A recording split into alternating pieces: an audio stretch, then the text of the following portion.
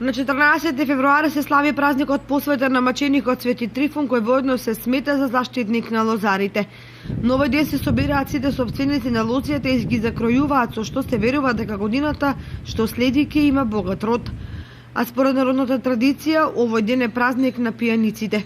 Ваквото сваќање е сосема неточно, за што и МПЦ излегува со соодветна реакција. Светата православна црква во недела го чествува споменот на светиот маченик Трифун.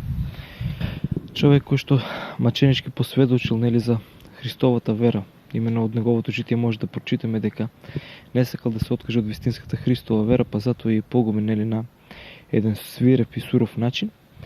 Оно што не загрижува нас како свештенство е појавата на некои традиции овде, на светиот маченик Трифун да биде нарекуван пијаница.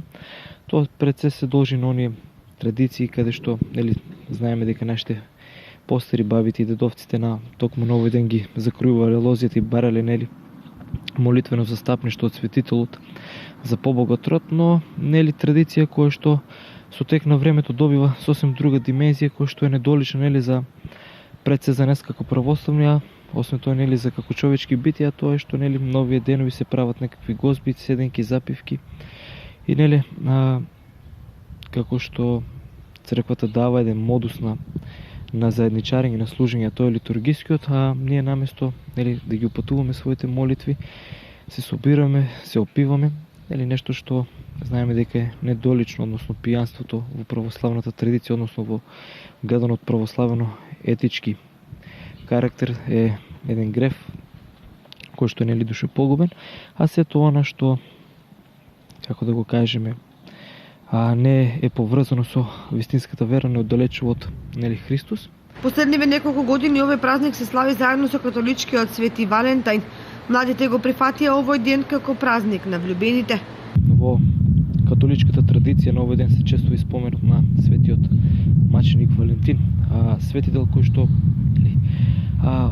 од појавата на разни надписи од разни медиуми, кој што се должи пред се на нивното незнаење и да речеме површно познавање на православието, е светител кој што не е само католички, туку и православен, но овде во овие краишта култот не му е развиен, а и се слави на сосема друга дата, односно се слави во јуни. На нас ни е пласирано под, да речеме, под тоа западно влијание кој што е повеќе комерцијално како ден на влюбените, празник кој што апсолутно нема баш никаква врска со оно што се пропагира дека Валентин тајно крштевал, ги спојувал младите.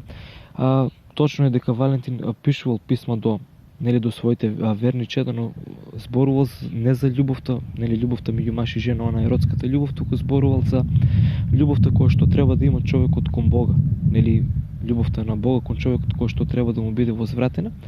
Но пак ќе кажам, ова практика не е наметната, туку ние сами ја пречекавме како една, што знам, љубовно романтична приказна за тинејџери која што добива се поголем замав.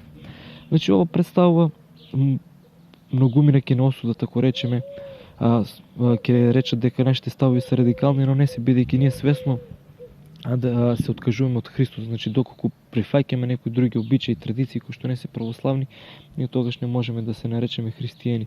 Па колку да биде тоа да изгледа убаво и да е прикриена под маската, не знам, на љубовта или на било што.